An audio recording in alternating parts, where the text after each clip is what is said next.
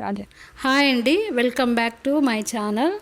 ఈరోజు చాలా సింపుల్గా ఈజీగా తయారు చేసుకునే టమోటా దోసకాయ పప్పు ఎలా తయారు చేసుకోవాలో చూసేద్దాం.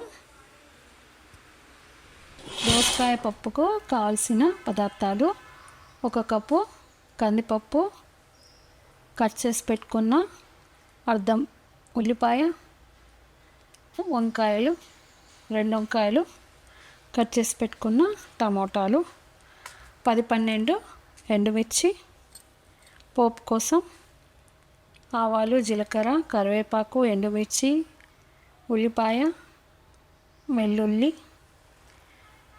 1/2 స్పూను పసుపు, కొద్దిగా మెంతులు. మెయిన్ ఇంగ్రీడియంట్ పప్పు దోసకాయ. దీన్ని ముక్కలుగా కట్ చేసుకుందాం చెక్కు తీసి.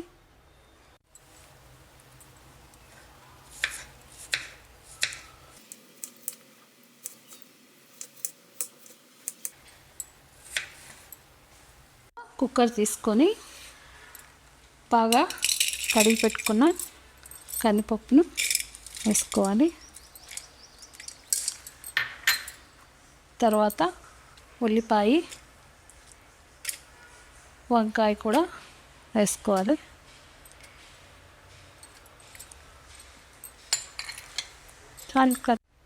కట్ చేసి పెట్టుకున్న ఎండుమిర్చి,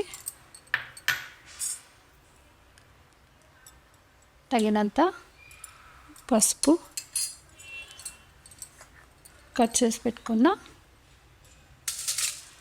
టమోటా, కొద్దిగా చింతపండు. ఇందాక కావాల్సిన వస్తువుల్లో చింతపండు చూపించడం మర్చిపోయాము. ఇప్పుడు వేస్తున్నాను చింతపండు. తగినన్ని వాటర్ కూడా వేసుకోవాలి. మొత్తం పప్పు మునిగేదాకా వాటర్ వేసుకోవాలి. ఇదిగా స్టవ్ వెలిగించుకొని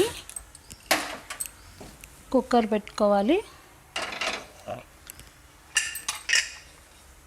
ఈ పప్పును 3 విజిల్లు వచ్చేదాకా ఉడికించుకోవాలి.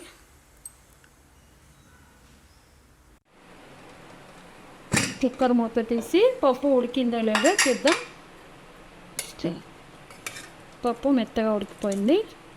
ఇప్పుడు ఈ ఎక్స్ట్రా నీళ్ళన్నీ వంపేసుకుందాం.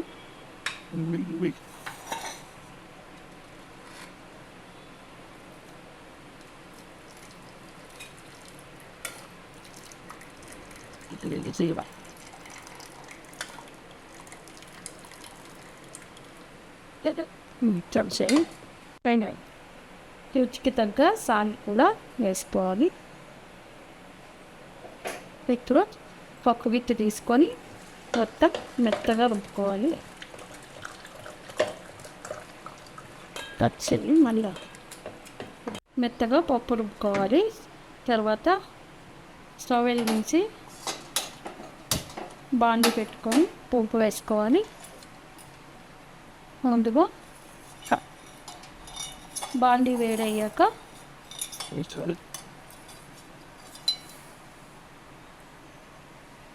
2 స్పూన్ల దాకా నూనె వేసుకోవాలి.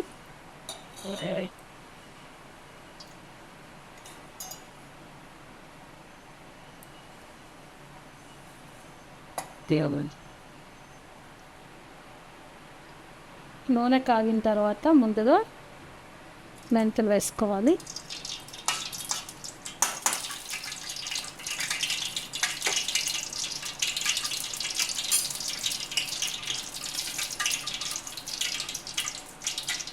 చిన్న మంట మీద ఉంచుకొని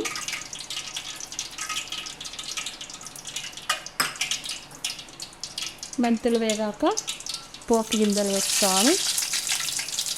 ఆవాలు, జీలకర్ర, మినపప్పు, శనగపప్పు ఇవి వేగాక కరివేపాకు, ఎండుమిర్చి వేసి వేయించుకోవాలి.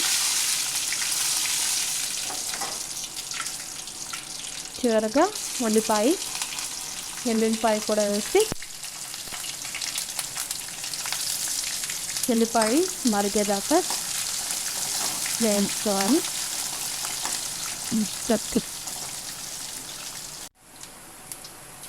ఈ తర్వాత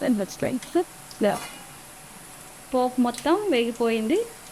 ఇప్పుడు ఇందులోకి పప్పు మొత్తం వేసుకొని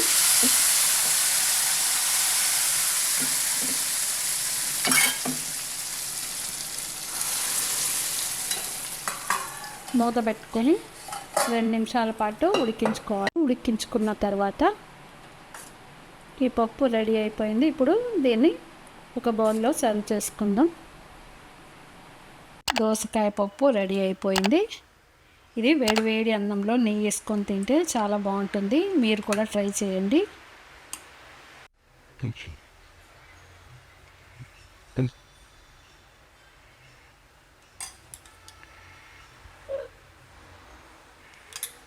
వేడి అన్నంలో నెయ్యి వేసుకొని తింటే దోసకాయ పప్పు చాలా బాగుంటుంది.